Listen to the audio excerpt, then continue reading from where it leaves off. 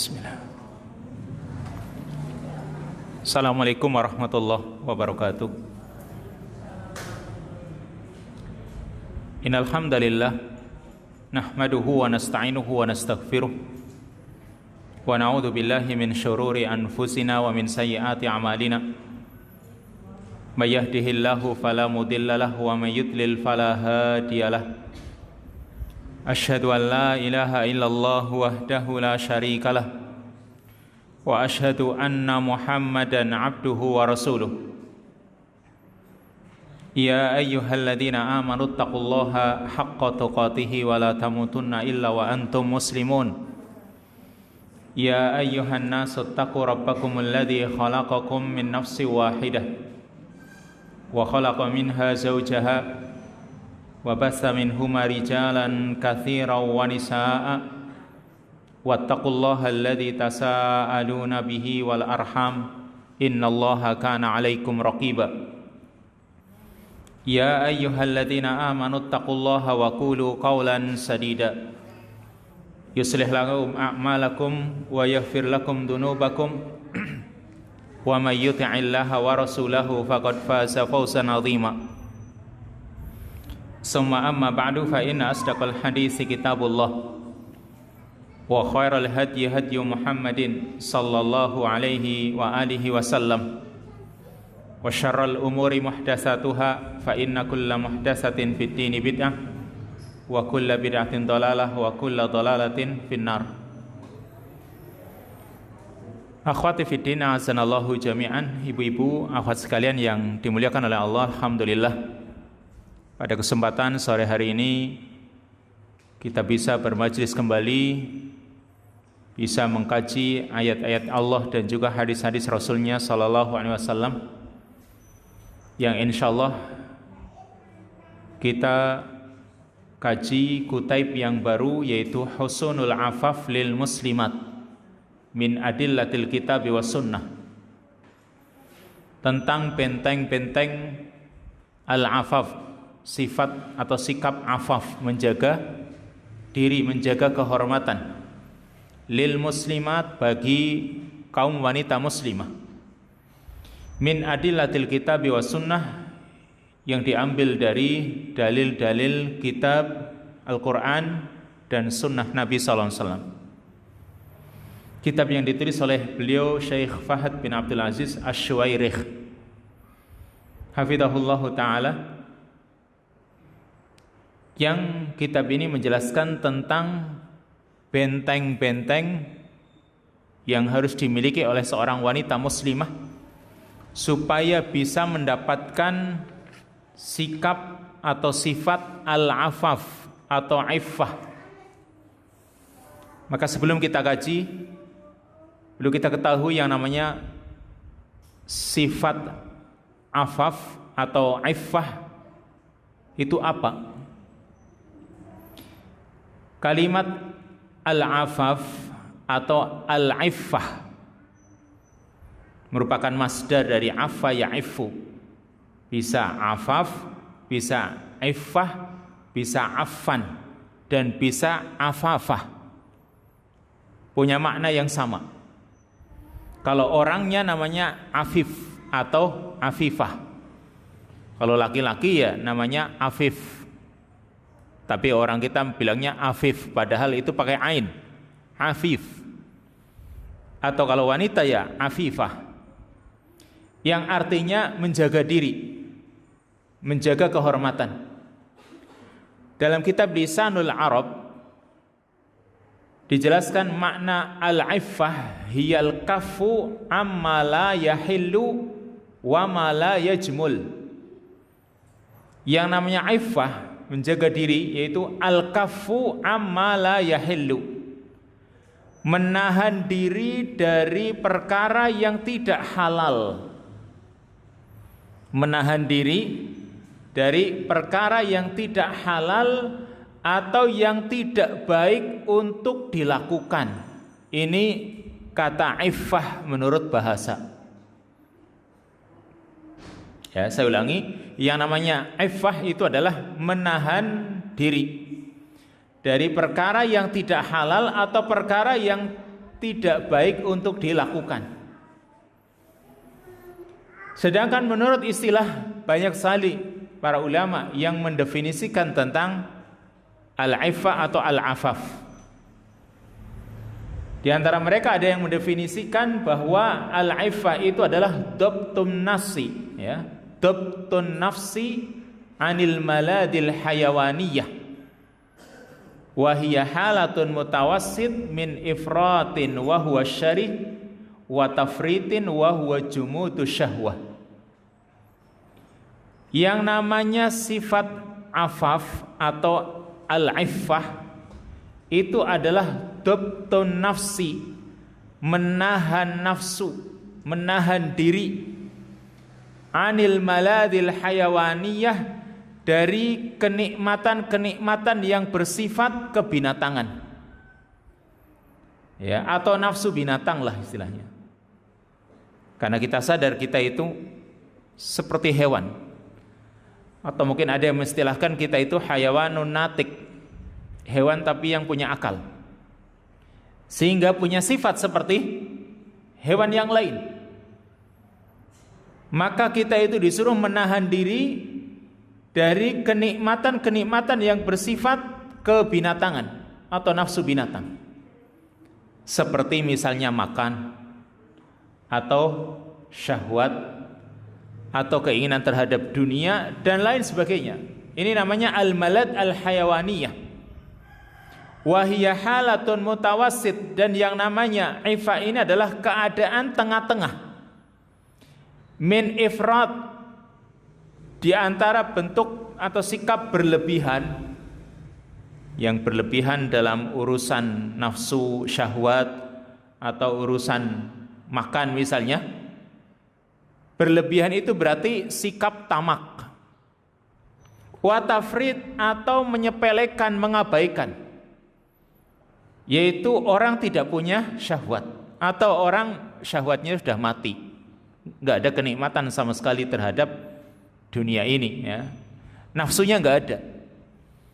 Ini namanya orang yang menyepelekan atau mengabaikan. Nah, kita atau orang yang memiliki sifat iffah, menjaga diri ini, dia di tengah-tengah, tidak terlalu tamak, ya, tidak tamak untuk menginginkan apa yang diinginkannya, syahwat yang ada pada dalam dirinya, tapi juga tidak menyepelekan, yang berarti kita itu tidak punya keinginan sama sekali, tidak seperti itu, tapi kita ngambil jalan tengah. Itu yang namanya sifat iffah.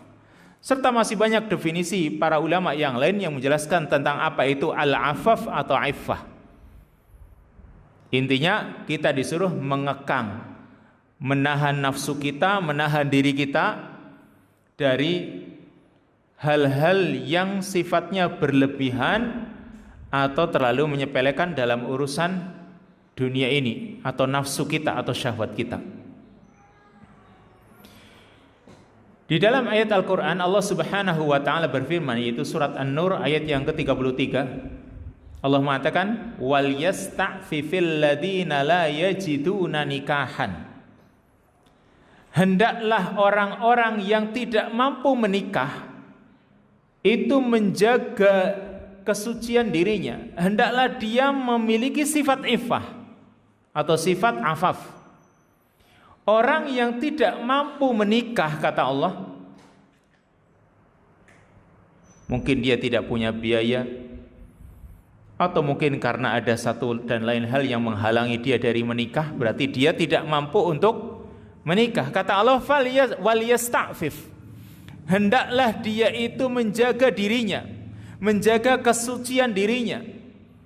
Yang kata para ulama, cara menjaga kesucian dirinya karena dia tidak mampu menikah, seperti diantaranya dengan berpuasa. Maka ketika orang berpuasa, berarti dia ingin mendapatkan sifat iffah atau afaf, supaya dia bisa menjaga dirinya. Dia berpuasa. Ini namanya orang memiliki sifat afaf. Berarti intinya tadi, afaf itu menahan diri dari perkara yang haram dan perkara yang tidak pantas dilakukan oleh manusia. Itu namanya afaf. Kata para ulama, sifat afaf ini terbentuk dari kesabaran. Dasarnya itu sabar dulu. Akan terwujud kalau orang itu punya sifat sabar. Ya, menjaga diri itu bisa didapatkan awalnya sebagai dasarnya itu adalah sifat sabar. Lalu ditambah dengan dia mengharap pahala dari Allah atas menahan dirinya tersebut. Jadi awalnya dia sabar. Ini yang menjadi landasan orang itu memiliki sifat afaf. Ya, dia punya sifat sabar, kemudian ditambah dia mengharapkan pahala dari Allah ketika dia menahan dirinya tersebut, serta dia juga takut akan akibatnya kalau dia lampiaskan, dia tidak tahan dirinya. Dasarnya sabar. Memang harus ada sabar dulu nih. Terus mengharap pahala dari menahan diri ini, kemudian takut akan akibatnya. Ini nanti akan membentuk sifat afaf atau iffah.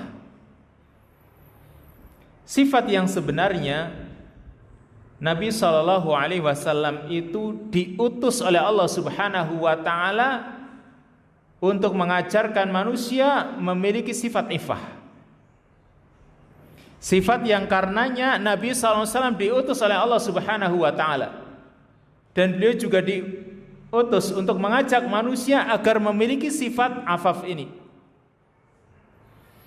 Ibnu Abbas menceritakan, atau dia mendengar cerita dari sahabat Abu Sufyan radhiyallahu anhuma, yaitu Abu Sufyan bercerita kepada Ibnu Abbas. Ceritanya, ya, ketika Abu Sufyan itu masih dalam masa jahiliyah, dia belum masuk Islam. Dia dulu pernah menjadi dutanya orang-orang kafir Quraisy untuk menemui Raja Herakl atau Heraklius. Abu Sufyan dia bercerita dulu ketika dia masih kafir. Dan perlu diketahui yang namanya Abu Sufyan itu seorang pembesar kufar Quraisy, pembesar orang-orang kafir Quraisy. Abu Sufyan dia pemimpin perang, ya, di kalangan orang-orang kafir Quraisy. Dulu ketika dia masih kafir atau di masa jahiliyah, dia diutus oleh orang-orang kufar Quraisy untuk menemui Raja Herakl. Lalu Raja Herakl itu bertanya, Raja Heraklius ini raja dari Romawi. Raja Herakl bertanya kepada Abu Sufyan, "Hadan nabiyyul ladzi dhahara fikum ila madza yad'u?" Ini nabi yang telah muncul di kalangan kalian, dia itu mengajak kepada apa? Perkara apa yang dia serukan? Perkara apa yang dia dakwahkan? Ini pertanyaan Herakl kepada sahabat Abu Sufyan yang waktu itu masih kafir. Dan sikap kejujuran, walaupun dia kafir waktu itu, memang sangat dijunjung tinggi, apalagi ini urusan negara. Maka Abu Sufyan ketika ditanya apa yang diajarkan oleh Nabi Muhammad SAW, apa yang didakwahkan oleh Nabi Muhammad SAW, maka Abu Sufyan pun menjawab dengan jujur. Dia tidak mungkin berbohong karena ini sifat kebangsawanan. Maka apa kata Abu Sufyan? Yaqul, yang dikatakan oleh Nabi Muhammad SAW itu adalah u'budullah wahdahu la syarikalah, atau u'budullah wahdahu wa la tusyriku bihi syai'an watruku ma yaqulu aba'ukum wa ya'muruna bis salati waz zakati was sadaqah wal afaf was silah. Kata Abu Sufyan, dia berterus terang, bahwa ajakan Nabi Muhammad SAW itu Nabi Muhammad cuma menyuruh kita manusia supaya beribadah kepada Allah saja dan jangan menyekutukan Allah dengan yang lain. Lalu tinggalkan apa yang dikatakan oleh nenek moyang kalian, atau yang disebut dengan taklid, ya, mengikuti ajaran nenek moyang. Ajaran Nabi Muhammad sallallahu alaihi wasallam itu agar kita beribadah kepada Allah dan tidak menyekutukan kepadanya dengan sesuatu apapun, serta disuruh meninggalkan khurafat nenek moyang, ajaran-ajaran nenek moyang yang memang tanpa didasari dengan ilmu. Kita disuruh meninggalkan. Serta wa ya'muruna bis salati waz zakati was shadaqah wal afaf wasilah. Beliau juga menyuruh kita, kata Abu Sufyan kepada Hiraql, dia juga menyuruh kita untuk melaksanakan salat, zakat, sedekah, al-afaf menjaga diri, serta menyambung silaturahim. Berarti salah satu ajaran beliau adalah al-afaf ini. Beliau menyuruh kita supaya salat, mengeluarkan zakat, sedekah, juga supaya kita memiliki sifat afaf, menjaga diri, menjaga kehormatan. Berarti ya, ajaran Nabi Muhammad SAW yang pokok salah satunya agar umatnya memiliki sifat afaf, menjaga diri. Sehingga ketika mendengar kejujuran Abu Sufyan ketika menjelaskan dakwahnya Nabi kita Muhammad SAW, beliau pun mengatakan, atau Hiraql mengatakan, in kana ma taqulu haqqan fasayamliku mawdi'a qadamayya hataini. Kalau yang kamu katakan wahai Abu Sufyan tentang Nabi Muhammad itu benar, dia keadaannya seperti itu, maka dia akan menguasai singgasanaku ini, tempat kedua kakiku ini. Kalau memang yang kamu ucapkan tentang Muhammad itu benar, dia akan menguasai singgasanaku, dia akan menguasai kerajaanku. Ini kata Hiraql. Bahkan dia sungguh sebenarnya dia tertarik dengan dakwahnya Nabi Muhammad SAW. Bahkan istilahnya ya, kalau dia bisa keluar untuk menemui Muhammad, dia akan keluar. Dan kalau bisa menemuinya lalu berada di hadapannya, pasti dia akan membasuh kedua kaki Nabi Muhammad SAW. Intinya sebenarnya ada kecondongan Raja Hiraql untuk beriman mengikuti ajaran Nabi Muhammad SAW. Tapi sayang, orang-orang yang ada di sekitar Raja Hiraql ini menghalangi dia untuk memenuhi panggilan kebenaran. Sebenarnya dia itu sudah ada kecondongan untuk masuk Islam. Kenapa? Yang dia baca di dalam kitab Taurat atau Injil itu pas sesuai dengan sifat nyata atau sifat kenyataan yang ada pada diri Nabi kita Muhammad SAW. Yang dia baca di dalam kitab Taurat, kitab Injil tentang Nabi Muhammad SAW ternyata benar-benar nyata, benar-benar terjadi, dialami. Sifat-sifat tersebut ternyata ada pada diri Nabi. Makanya dia sebenarnya sudah mulai ada kecondongan ingin masuk Islam.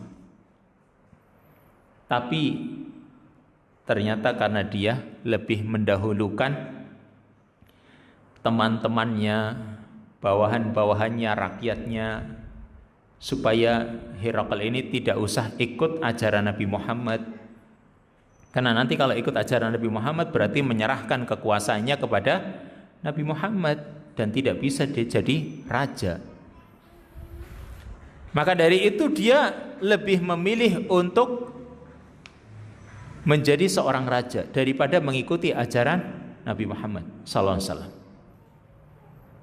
Lalu akhirnya dia pun sampai meninggal dunia.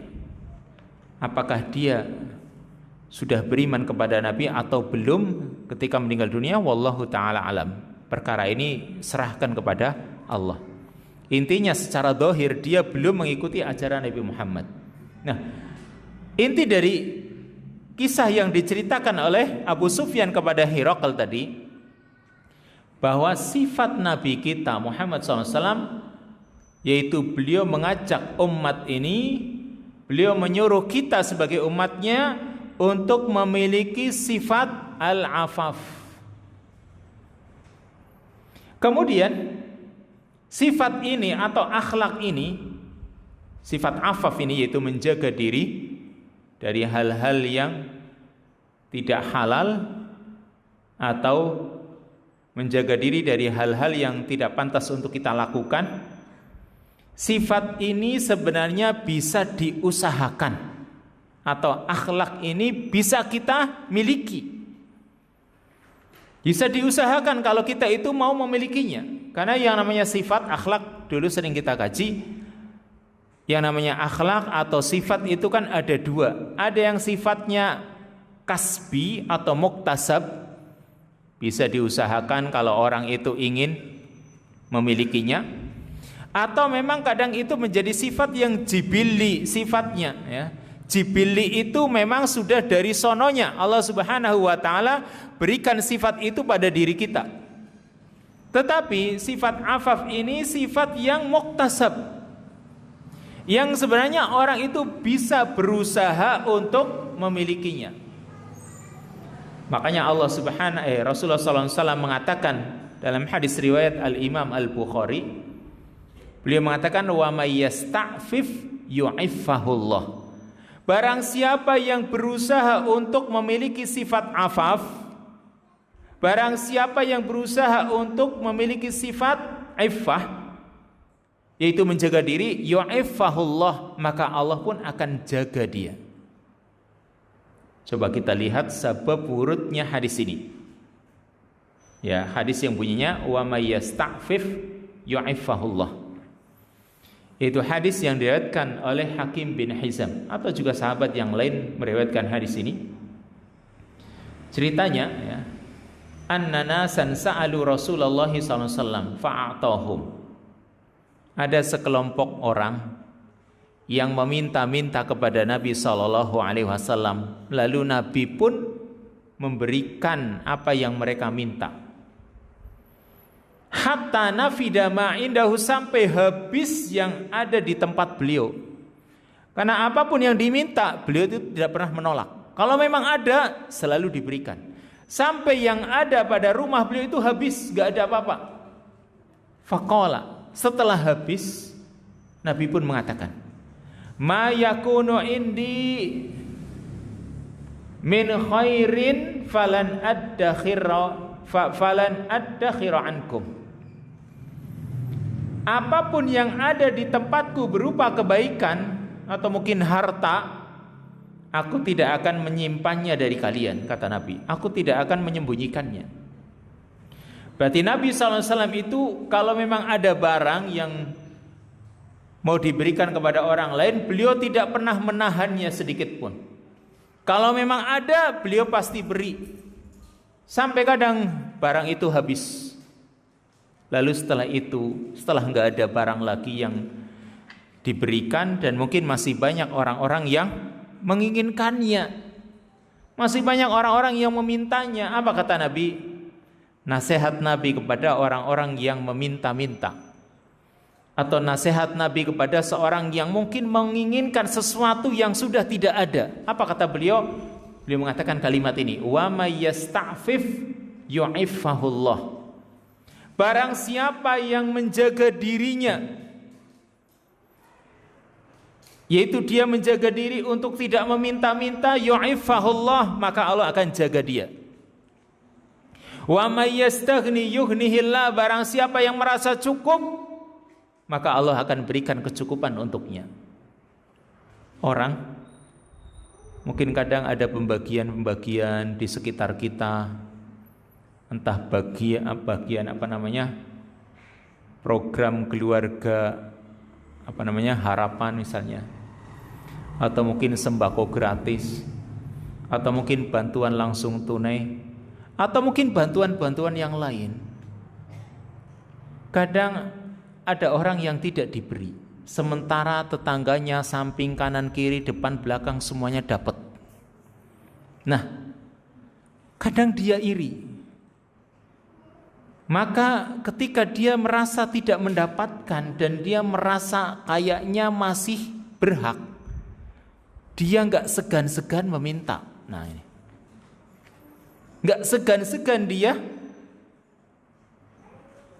menampakkan wajahnya, memelas kepada orang lain, dia meminta-minta kepada orang lain.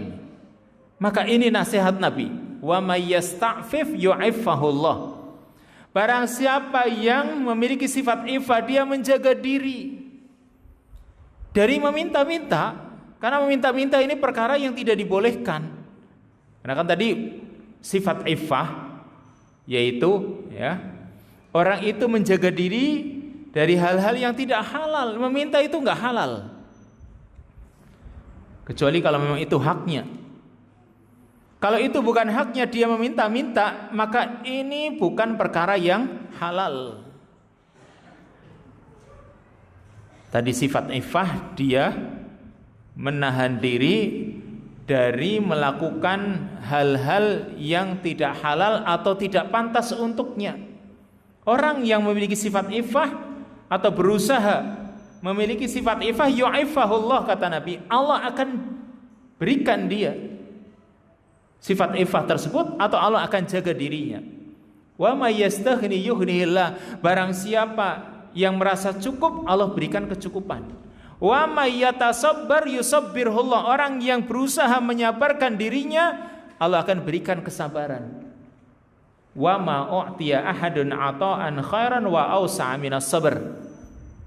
Dan tidaklah seorang diberi suatu pemberian yang lebih baik dan lebih luas dibanding kesabaran. Berarti intinya tadi sifat iffah atau afaf, menjaga diri, menjaga kehormatan, ini sifat yang bisa diusahakan. Orang yang kalau berusaha memilikinya, insya Allah Allah akan berikan. Kemudian kita mulai dari muqaddimah kitab ini, bahwa Allah Subhanahu wa ta'ala itu menjunjung tinggi urusan al-afifat, wanita-wanita yang mau menjaga dirinya. Bahkan Allah Subhanahu wa ta'ala menurunkan ayat-ayatnya tentang para wanita yang menjaga diri, yang ayat-ayat itu dibaca oleh kaum muslimin, yang dijadikan pelajaran oleh orang-orang yang mau mengambil pelajaran dari ayat-ayat Al-Quran. Seperti yang Allah firmankan tentang Maryam, ya, Maryam ibunya Nabi Isa. Dalam surat Al-Anbiya ayat yang ke-91, Allah Ta'ala berfirman, wallati ahsanat farjaha fanafakhna fiha min ruhina waja'alnaha wabnaha ayatan lil alamin.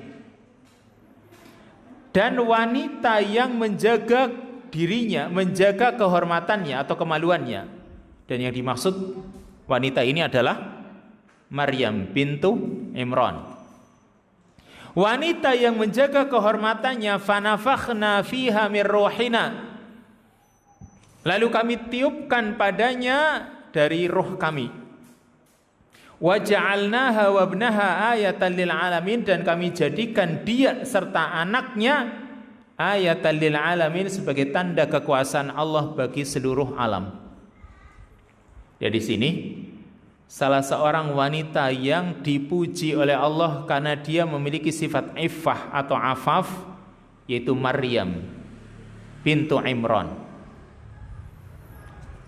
Ya, Maryam ini wanita yang memang dipilih oleh Allah Subhanahu wa ta'ala.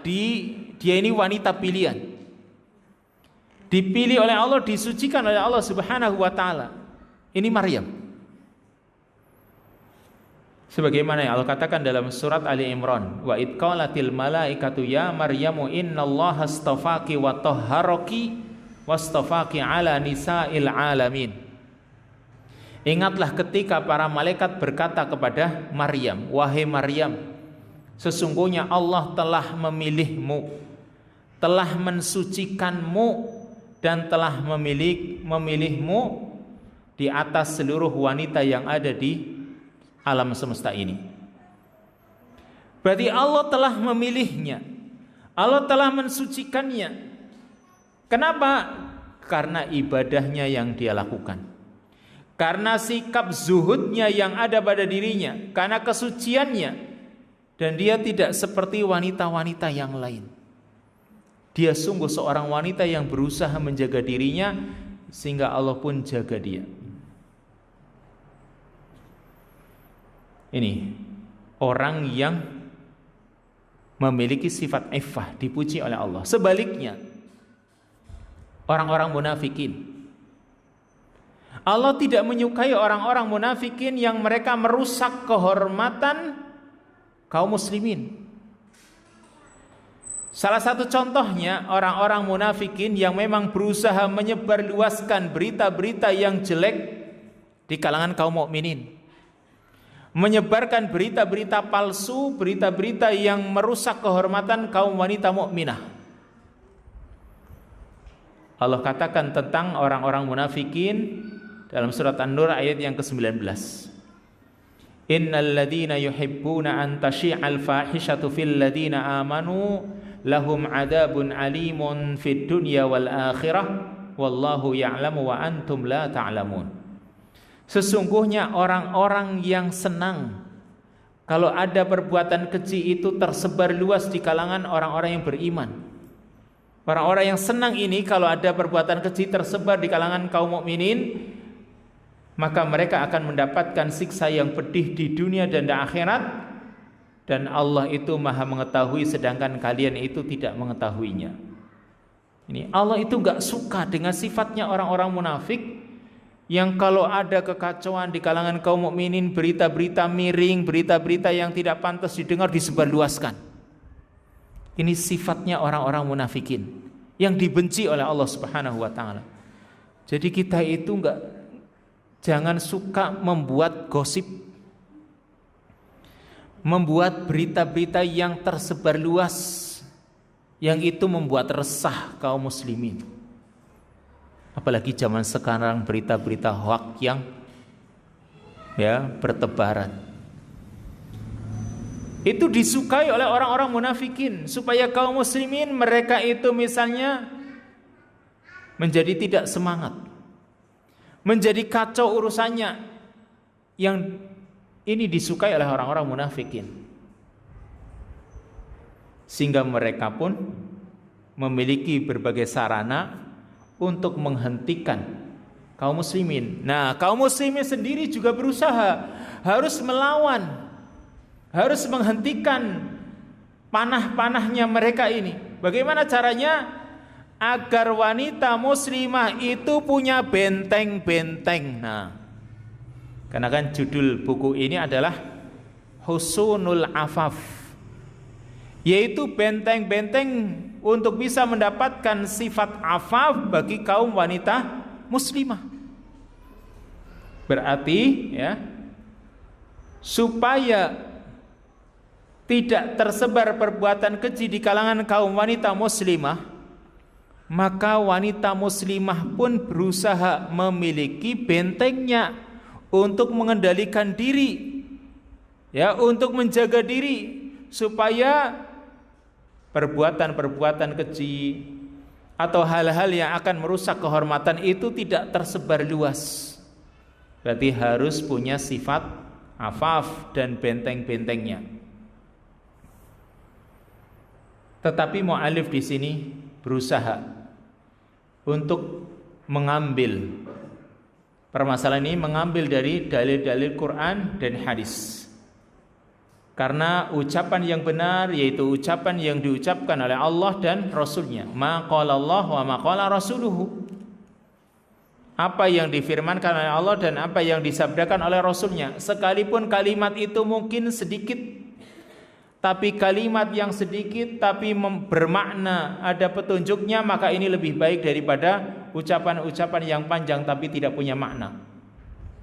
Dan hal itu hanya ada di dalam Al-Quran dan hadis-hadis Nabi SAW.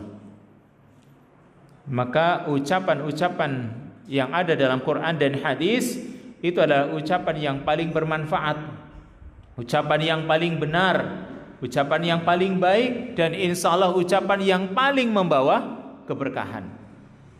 Sebagaimana yang dikatakan oleh Syekhul Islam Ibnu Taimiyah, nasihat beliau mengatakan, man asgha ila kalamillah wa kalami rasulihi bi aqlihi wa tadabburihi bi qalbihi wajada fihi minal fahmi wal halawah wal barakah wal manfaah ma la yajiduhu fi syai'in minal kalam la mandumah wala mansurah.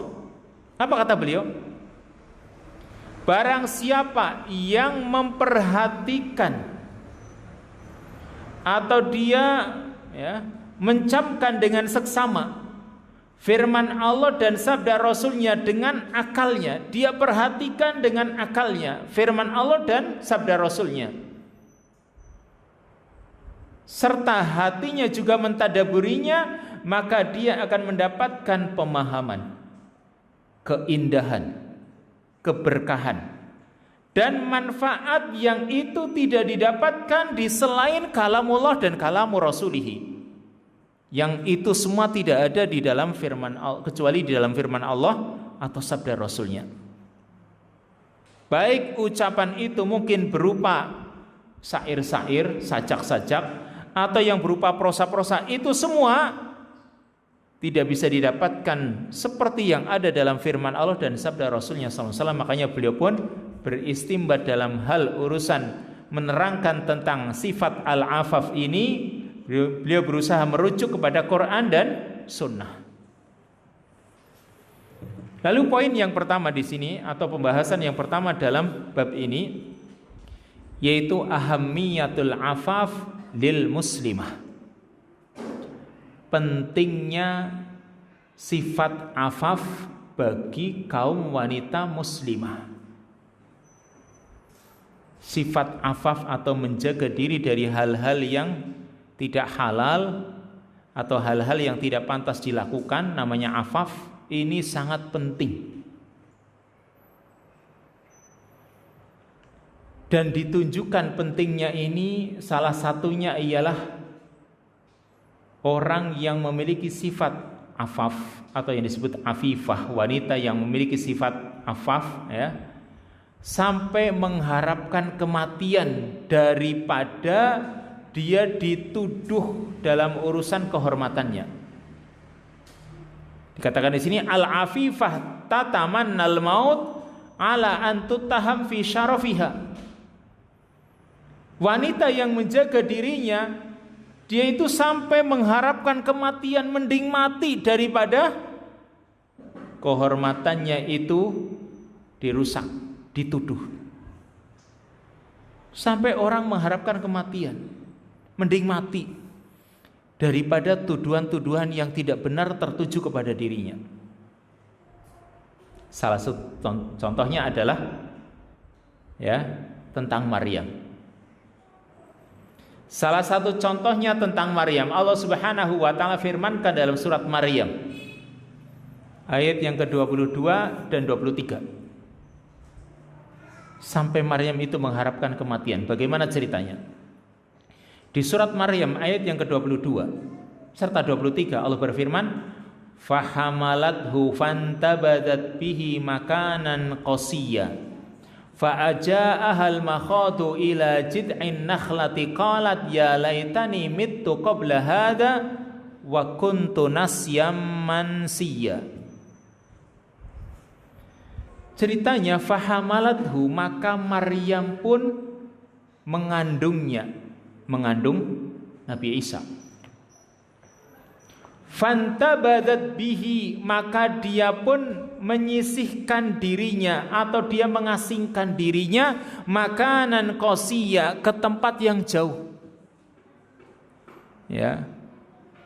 Jadi ketika ditiupkan roh, kan didatangi oleh malaikat Jibril dalam wujud manusia, ditiupkan roh melalui lengan bajunya, terus hamil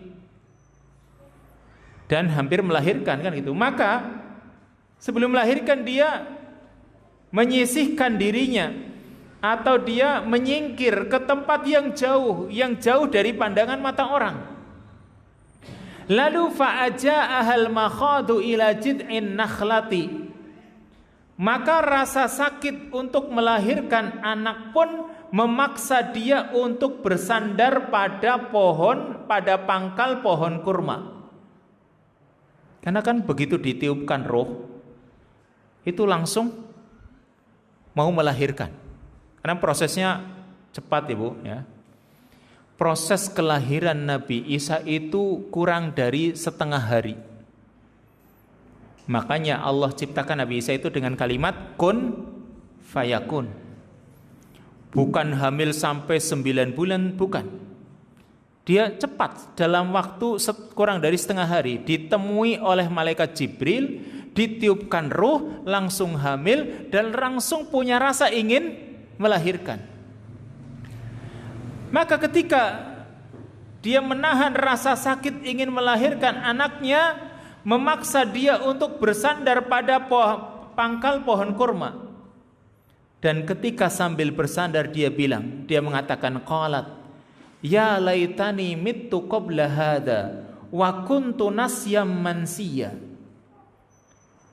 Duhai, andai kata aku mati sebelum kejadian ini. Jadi dia menginginkan kematian nih. Dalam kondisi menahan rasa sakit mau melahirkan anaknya, dia mending mati. Artinya dia menginginkan kematian sebelum peristiwa ini. Wa kuntu nasyam mansiya, dan aku menjadi barang yang tidak berarti serta dilupakan. Dan kata para mufassirin seperti Al-Imam Al-Baghawi mengatakan, menafsirkan kalimat ya laitani mittu qabla hada wa kuntu nasyam mansiya, kata Al-Imam Al-Baghawi, tamannatil maut istihya'an minan nas wa khauful fadihah. Maryam ini menginginkan kematian karena malu kepada orang. Ya, malu kepada Allah, malu kepada orang. Kalau malu kepada Allah sih tidak, karena Allah yang menghendakinya. Tapi dia malu kepada orang dan takut terbuka aibnya, celahnya. Takut orang itu enggak tahu tentang keadaan dirinya. Dan itu terbongkar, makanya dia menginginkan kematian. Tapi tentunya mengapa dia menginginkan kematian? Karena dia memiliki sifat iffah. Karena dia sadar tidak ada seorang laki-laki pun yang pernah menyentuhnya. Dia enggak pernah tersentuh oleh laki-laki. Ya. Makanya ketika Jibril itu memberitahukan bahwasannya Allah akan memberimu anak, maka apa kata Maryam? Anna yakunu li waladun walam yamsasni bashar. Bagaimana aku akan punya anak padahal tidak seorang laki-laki pun menyentuhku? Dia tidak pernah tersentuh oleh laki-laki. Maka bagaimana dia akan punya anak? Dan apalagi dia ini memang gadis pingitan betul, gak pernah keluar melihat tontonan, apalagi gak seperti anak zaman sekarang. Ya, musim corona seperti ini gak ada tontonan pun dia masih bisa melihat tontonan di HP. Itu anak zaman sekarang. Apalagi kalau gak ada wabah seperti ini, mungkin tontonan di mana-mana.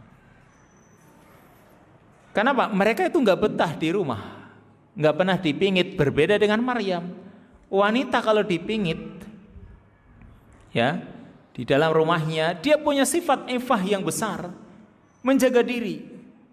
Ya, rasa malunya lebih besar dibanding wanita-wanita yang lain. Ibarat mungkin auratnya terbuka sedikit dia langsung malu.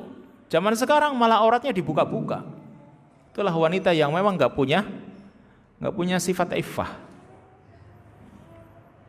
Sedangkan Maryam tidak. Maka dia pun menginginkan kematian daripada ya, rasa malu yang harus dia tanggung. Ini karena dia memiliki sifat iffah sehingga dia pun mengharapkan kematian. Atau ya, pentingnya sifat iffah ini tadi, seorang wanita yang memiliki sifat iffah dia kadang merasa sakit, bahkan dia benar-benar sakit fisiknya, bahkan bukan cuma hatinya, ketika dituduh yang sampai merusak kehormatannya. Bahkan dia menangis dan tidak bisa tidur. Salah satu contohnya Ummul Mukminin Aisyah radhiyallahu anha. Ummul Mukminin Aisyah ini wanita yang sangat menjaga diri, ibu kita ini. Wanita yang sangat menjaga dirinya. Diceritakan atau dia bercerita dalam peristiwa hadisatul ifki, peristiwa kebohongan atau ya, peristiwa tuduhan palsu. Aisyah radhiyallahu anha bercerita tentang dirinya ketika dituduh bahwa dirinya telah berzina dengan seorang sahabat yang bernama Safwan ibnul Mu'attal, padahal tidak sama sekali. Dia bercerita, qadimnal Madinah fashtakaitu. Diceritakan dalam hadis riwayat Bukhari dan Muslim. Kami datang ke kota Madinah. Fashtakaitu, lalu kebetulan aku pun mengeluh dengan sakit yang aku hadapi. Jadi Aisyah itu sepulang dari perjalanan, setelah ya tertinggal dari pasukan atau rombongan, dia kan sampai di kota Madinah bersama Safwan ibnul Mu'attal. Sampai di kota Madinah, Aisyah sakit, dia jatuh sakit. Bahkan hina qadimtu syahran, sakitnya sampai 1 bulan. Wan nasu yafiduna fi qauli ashabil ifki, dan manusia atau orang-orang semuanya membicarakan tentang ucapan tuduhan para ashabul ifki, orang-orang yang membuat kepalsuan, berita palsu tentang Aisyah dan Safwan. Aisyah sendiri, kata dia, karena sakit dia kan berada di rumahnya sampai sebulan nih, dia nggak keluar rumah.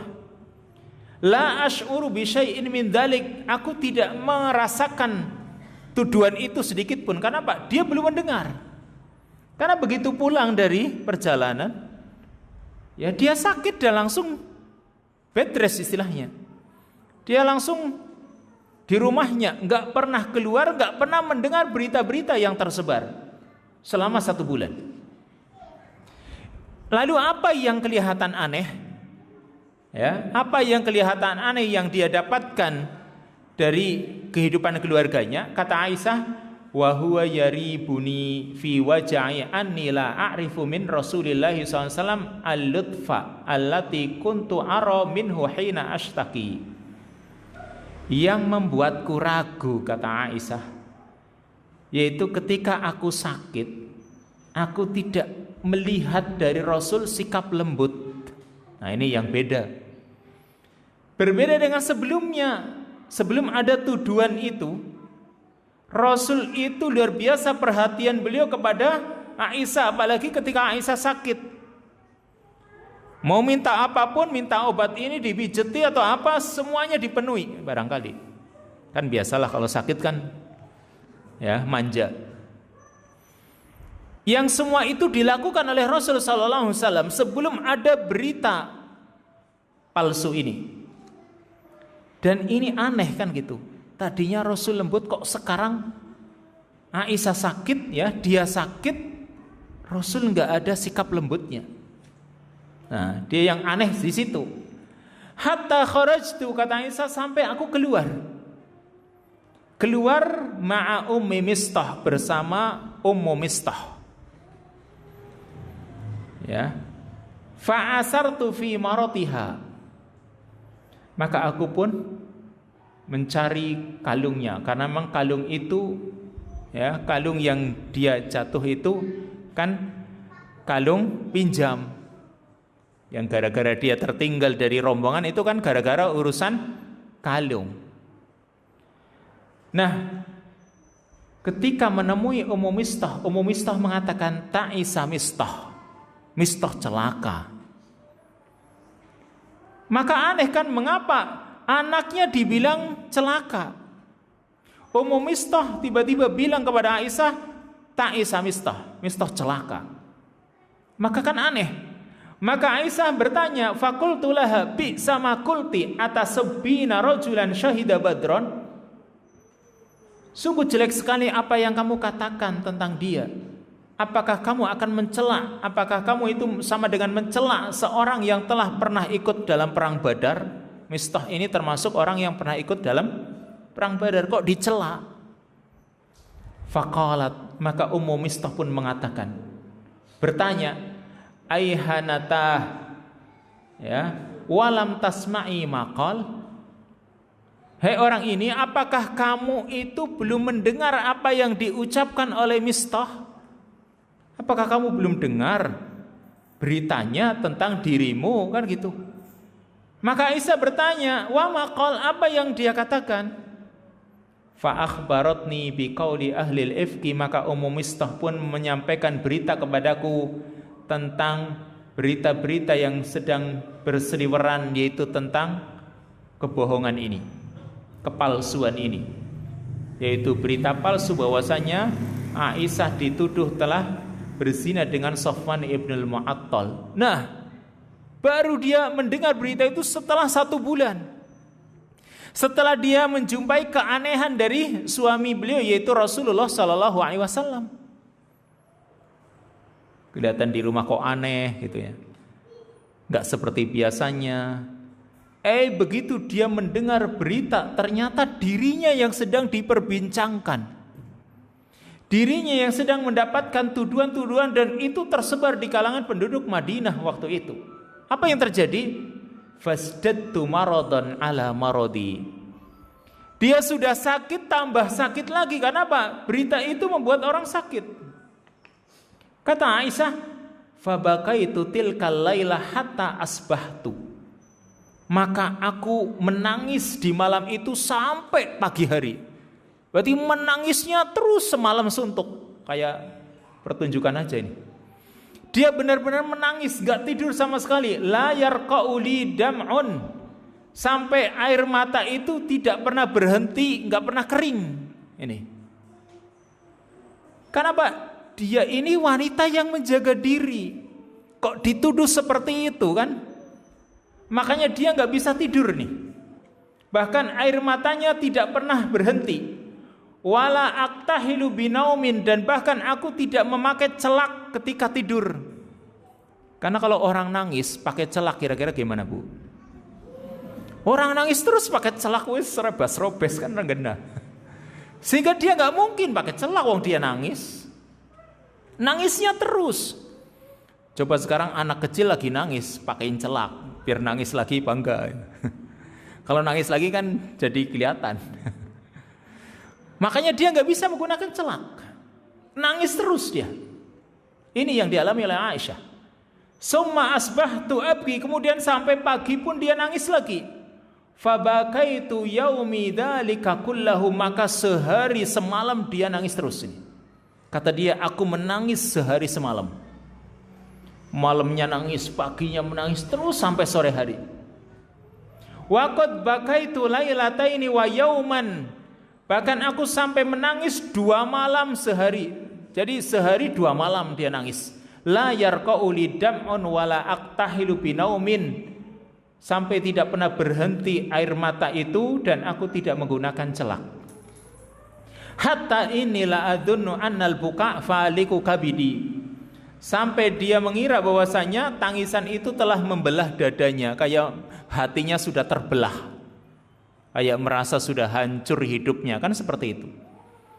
Ini keadaan Aisyah radhiyallahu anha. Coba kalau sekarang wanita-wanita mendengar tuduhan, santai saja dia. Kenapa? Enggak mengusik hatinya. Ya, yang jadi permasalahan, bukan masalah menuduhnya. Kalau menuduh jelas ini nggak boleh, ya. Menyebarluaskan berita ini jelas nggak boleh. Tapi perhatikan, antara wanita yang menjaga diri dengan wanita biasa, yang bahkan mungkin dia dengan maksiat biasa, dibilang seperti ini, dituduh seperti ini, dia santai saja. Malah dia merasa bangga kadang, ya. Malah dia merasa bangga, apalagi kalau dituduh selingkuh dengan misalnya pejabat, dia malah bangga. Naudzubillah.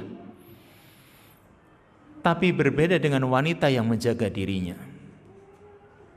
maka itu adalah beban berat baginya sampai dia itu menangis dan tidak bisa tidur. Ini wanita yang menjaga diri, karena sifat iffah itu, ya, benar-benar ada pada dirinya. Dia nggak terima, karena ini adalah kejelekan yang disematkan pada dirinya, dia nggak suka. Kemudian poin berikutnya atau subbab berikutnya, sawabul afifat fid dunya wal akhirah. Pahala wanita-wanita yang menjaga dirinya baik di dunia maupun di akhirat. Ada beberapa pahala atau ada beberapa fadilah, keutamaan, ya, atau manfaat kalau orang menjaga dirinya. Yang pertama di sini yaitu al-afaf min asbabil maghfiratidz dzunub wa nailil ujuril 'azimah fil akhirah. Menjaga diri itu termasuk faktor yang mendatangkan ampunan dosa dan akan mendapatkan pahala yang besar di akhirat. Allah Ta'ala berfirman tentang orang-orang yang beriman dalam surat Al-Mu'minun. Di ayat yang pertama Allah mengatakan qad aflahal mu'minun. Sungguh beruntung orang-orang yang beriman. Ya. Sungguh beruntung, dan ini keberuntungan yang nyata atau keberuntungan yang hakiki. Mereka beruntung. Siapa orang-orang yang beriman tersebut? Salah satu sifat dari orang-orang yang beriman itu ialah walladzina hum li furujihim hafidun illa ala azwajihim aw ma malakat aymanuhum fa innahum ghairu malumin. Yaitu alladzina hum li furujihim hafidun, orang-orang yang menjaga kehormatan mereka, menjaga kemaluan mereka. Illa ala azwajihim, kecuali pada istri-istri mereka, au ma malakat aimanuhum, atau budak-budak mereka, fa innahum ghairu malumin, karena mereka tidak dicela. Tetapi faman ibtagha wara'a dzalika faulaika humul adun, orang-orang yang mencari di luar itu, maka merekalah orang-orang yang melampaui batas. Dan Allah juga berfirman dalam surat Al-Ahzab ayat yang ke-35 tentang sifat afaf ini menjadi faktor orang mendapatkan ampunan dosa. Surat Al-Ahzab ayat yang ke-35 Allah Ta'ala berfirman wal hafidhina furujahum wal hafidhat wadh-dhakirina Allaha katsiran wadh-dhakirat a'addallahu lahum maghfiratan wa ajran 'azima. Dan kaum laki-laki yang menjaga kemaluan mereka serta kaum wanita yang menjaga kemaluan mereka, wadzakirin Allaha katsiran, kaum laki-laki yang banyak berzikir kepada Allah serta kaum wanita yang berzikir, a'addallahu lahum maghfiratan wa ajran 'azima, Allah telah menyiapkan untuk mereka ampunan dan pahala yang besar. Nih orang-orang yang menjaga kemaluannya, yang berarti dia memiliki sifat iffah atau afaf, menjaga kemaluannya. Kemudian dalam riwayat Al-Imam Al-Bukhari, Nabi sallallahu alaihi wasallam bersabda, "Man yadmanu li ma baina lihyaihi wa ma baina rijlaihi admanu lahul jannah." Man yadman li ma baina lihyaihi, barang siapa memberi jaminan untukku untuk menjaga apa yang ada di antara dua jenggotnya, yaitu di antara jenggot dan kumis, yaitu mulutnya. wa ma baina rijlaihi, dan apa yang ada di antara kedua kakinya, yaitu kemaluannya, adman lahul jannah, maka aku jamin untuknya surga. Berarti kalau orang menjaga lisannya, karena dia punya sifat iffah sehingga tidak mengucapkan kata-kata yang corok, yang keji, dan dia juga menjaga kemaluannya, maka Rasul berikan jaminan, kalau kamu menjamin itu untukku, aku jamin untukmu berupa surga. Nah ini, maka orang yang menjaga dirinya, menjaga kehormatannya, Allah akan berikan untuknya surga. Ini yang pertama, bahwa sifat afaf termasuk faktor yang akan mendatangkan ampunan dari dosa dan mendapatkan pahala yang besar. Lalu yang kedua, yang saya ambilkan dari kitab yang lain, yaitu bahwa al-afaf unwanus shalah. Sifat afaf itu adalah tanda kesolehan. Artinya kalau orang itu soleh atau wanita salihah, dia pasti punya sifat afaf. Dalam surat An-Nisa ayat yang ke-34, Allah Ta'ala berfirman, "Fassalihatu qanitatun hafidhatun lil ghaibi bima hafidhallah." Wanita-wanita yang soleh, yaitu siapa? Qanitat hafidhat lil ghaib bima hafidhallah, yaitu wanita-wanita yang tunduk, maksudnya taat kepada Allah dan suaminya. Ini yang dimaksud qanitat.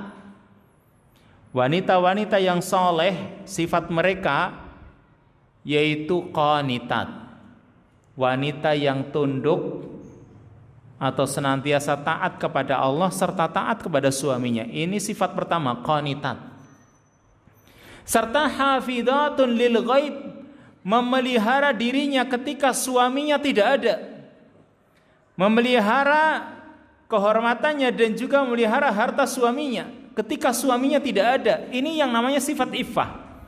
Bima hafidhallah, karena sebab Allah telah menjaganya. Berarti wanita yang menjaga dirinya itu tanda wanita yang salihah. Wanita yang memiliki sifat afaf berarti dia adalah wanita yang salihah, karena dia berusaha menjaga dirinya walaupun suaminya tidak ada.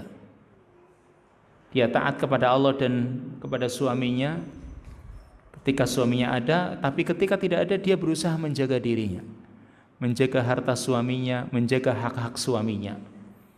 Ini karena dia memiliki sifat afaf. Lalu yang ketiga, sebelum yang lain, ya, masih panjang, tapi yang ketiga, yaitu bahwa al-afaf miftahul jannah. Sifat afaf itu adalah kuncinya surga, kunci untuk membuka surga. Dalam hadis Abu Hurairah radhiyallahu anhu, Nabi SAW bersabda, "Idza shallatil mar'atu khamsaha wa shamat syahraha wa hafizat farjaha wa ata'at zawjaha qila laha udkhulil jannata min ayyi abwabil jannati syi'ti." Hadis riwayat Ibnu Hibban. Jika seorang wanita telah salat 5 waktu, dia puasa di bulan Ramadan, dia menjaga farjinya, menjaga kemaluannya, dan ini karena juga sifat iffah.